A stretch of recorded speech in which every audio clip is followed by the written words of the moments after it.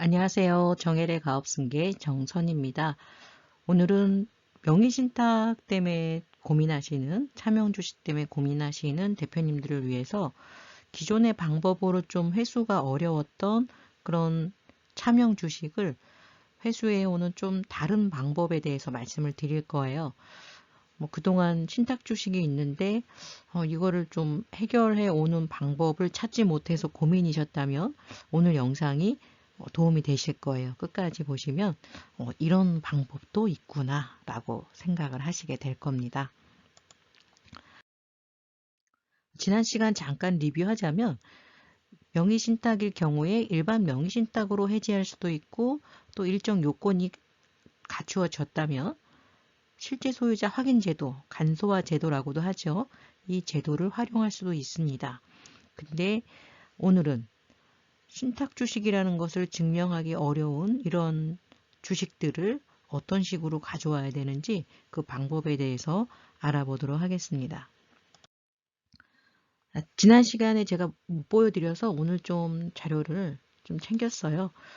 간소화 제도 같은 경우에 예전에 일정 요건을 갖추면 찾아올 수 있다는 거는 다 알고 계실 거예요. 그 일정 조건은 잘 아시는 것처럼 2001년 7월 23일 이전 법인이어야 되고 중소기업이어야 되고 명의를 빌려준 사람이나 빌린 사람이나 다 법인 설립 당시에 주주여야 되죠. 그런데 이렇게 이런 요건을 갖추면 다 인정을 받느냐? 그렇지 않고요. 이게 실제 간소화할 때 제출하는 서류입니다.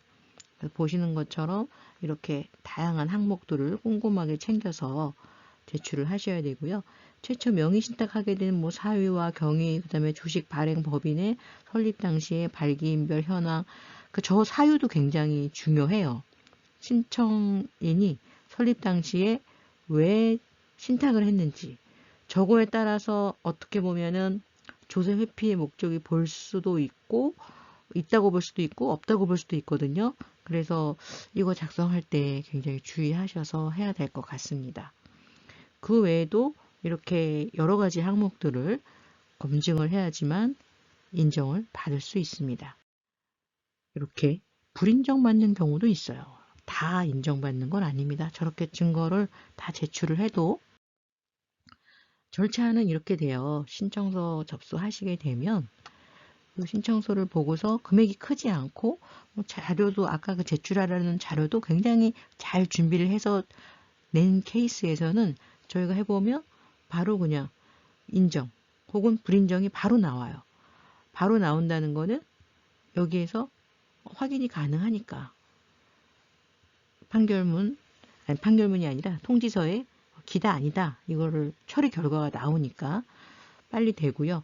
단 그 차명 주식 가액이 20억이 넘는 경우에는 그 경우에는 보시는 거로 좀 자문위원회 심의를 거칩니다. 요거는 좀 까다롭고 어렵더라고요.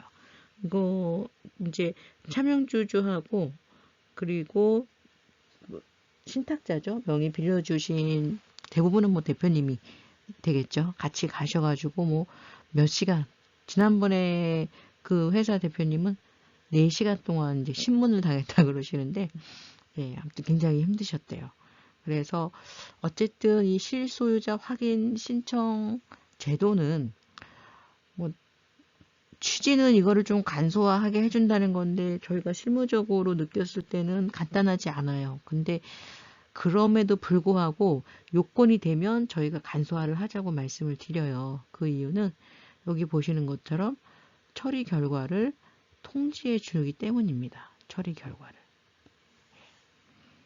따라서 통지를 받으니까 불인정 받으면 이것에 대해서 바로 명의 개설을 다시 해서 원복을 할 수가 있거든요.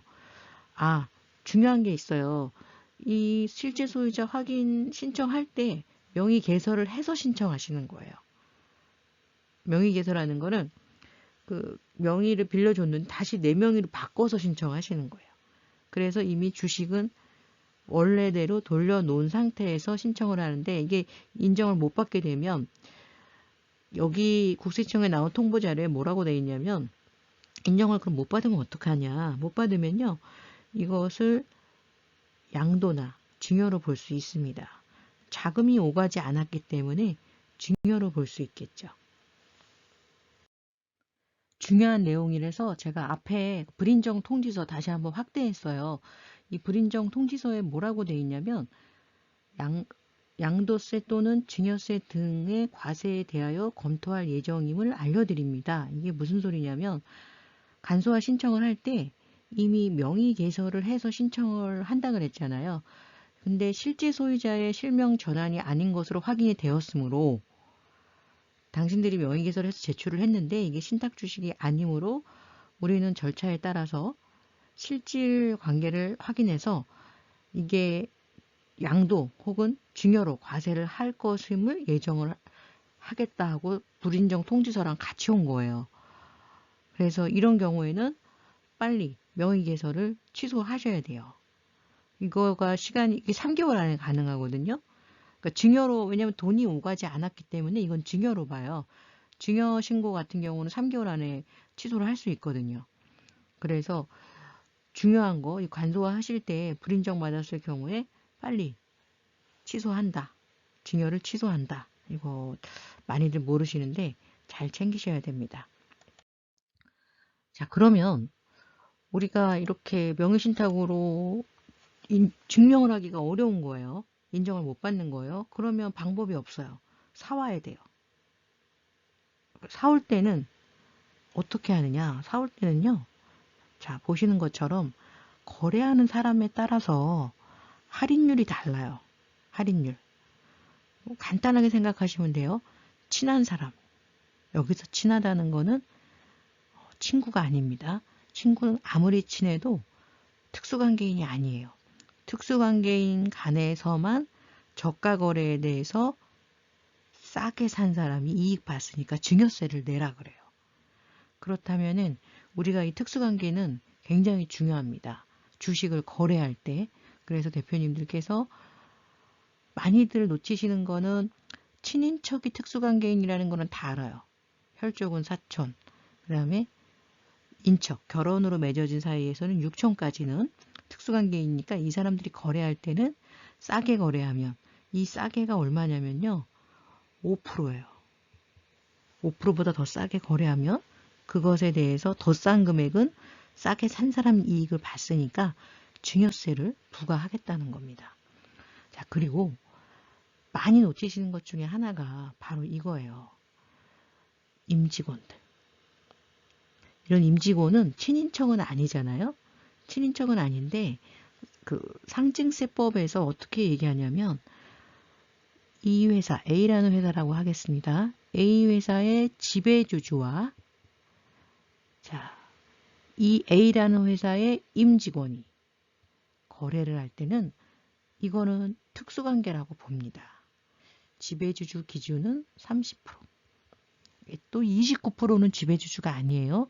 그렇다면 30%면 1%를 줄여서 지배주주가 아닌 상태로 거래를 하시는 게 좋겠죠. 자, 다음은 지배주주와 임직원은요. 직원은 또 퇴사를 하는 즉시 남이에요. 비특수관계인이에요. 그런데 등기 임원은요. 퇴사를 해도 3년까지는 임원으로. 그래서 거래를 할 때 특수관계인 거래로 보기 때문에 저가 거래를 하면 증여의제가 나옵니다. 이거를 놓치시면 바로 통지서 날라오는 거예요. 날라오고 조사받고. 그러니까 싸게 할 수 있는 범위 내에서 하고 혹은 내가 싸게 할 수 있는 범위를 넘어서 더 싸게 했어요. 그러면 증여의제 있으니까 증여세 신고하시면 돼요. 이거를 계산을 잘하면 오히려 조금 저가 거래가 세금이 더 적어요. 이거 다 계산해보면 되거든요. 그런데 이걸 모르시면 이거에 대해서 정말 과도하게 싸게 했다. 그래서 증여세가 있는데 모르고 신고 안 했다. 신고 불성실 20%, 해마다 11%씩 가산세 쭉쭉쭉쭉 붙습니다. 굉장히 세금이 커지겠죠. 그래서 주식이동은 정말 중요한 게 이 특수관계인 간의 거래를 놓치셔서 잘못 신고하셔가지고 그거에 대해 추징당하는 사례가 꽤 많습니다. 그런데 이거를 정확하게 따져서 하면요. 저 100건 이상 했는데 하나도 추징당한 사례가 없어요. 저가로 했으면 저가 한 것만큼 증여세 신고하시고 정확하게. 물론 이 경우에도요. 턱없이 저가로 하는 건 안 됩니다. 실제 우리가 우리 회사의 세법상 가치까지는 사실 거래를 못 하잖아요. 그렇게 비상장 회사에 누가 그 돈을 주고 사겠습니까? 그리고 이 주식은 지금 사실상 그 사람이 산 것도 아닌데 차명이라는 것을 우리가 증명을 못하고 인정을 못 받아서 하는 거래잖아요. 그러면은 차명으로 과세될 가능성이 없다는 거예요. 그래서 적정하게 세금을 낮게 할 수 있는 범위 내에서 하실 수 있다는 거죠. 그래서 차명 주식으로 인정을 못 받을 경우에 부득이 또 인정을 받으려고 했는데 증거가 너무 없어서 도저히 받을 길이 없다라고 한다면 이렇게라도 해서 주식은 정리를 해 주셔야 됩니다. 자, 차명 주식이 있어요? 증명 가능해요? 간소화 조건이 되면 간소화 하세요. 간소화 요건 안 되면 일반 명의신탁 해지합니다. 명의신탁 해지하려고 했더니 당사자 간에 합의가 있어요. 그러면 뭐 신탁 해지 약정서 쓰고 하시면 되고, 합의가 없어. 그러면 주주 확인 소송해야죠. 자, 다음은 이게 문제인 거죠. 증명이 불가능해. 혹은 신탁 해지 간소화 했는데 인정 못 받았어.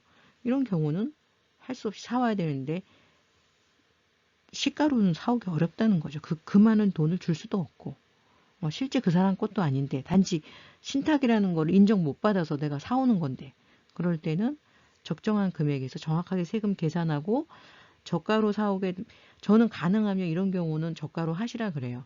왜냐하면 신탁으로 인정 못 받았기 때문에 신탁으로 과세되진 않거든요. 그러면 저가로 해오는 게 자금 자체가 적게 움직이니까 하고 대신에 증여이제 계산해서 증여세 신고를 하시는 게 좋습니다. 자, 또 하나는 복지재단이에요. 실제 이제 어떤 사례였냐면 이 주식이 대표님이 회사 설립 때부터 직원들한테 이제 회사 이익을 20% 정도 직원들 주시려고 직원들 앞으로 해놓으신 거예요. 그런데 직원들이 이 회사가 30년 됐으니 그 사이에 얼마나 많은 직원들이 그만뒀겠어요. 계속 바뀌니까 안 되겠다. 20%를 임원 3분 앞으로 해놨어요. 그리고는 이제 이익이 나면은 이제 뭐 배당을 해서 각각의 직원들한테 기여도대로 주셨겠죠.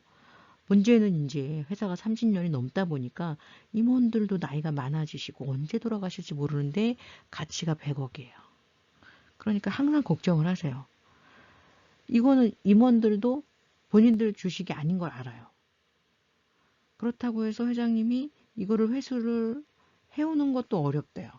왜냐하면 그동안에 임원들한테 다 배당도 주셨거든요. 배당을 줬다는 건 그 사람들이 주주라는 거거든요. 근데 실제 주주는 또 아닌 거예요.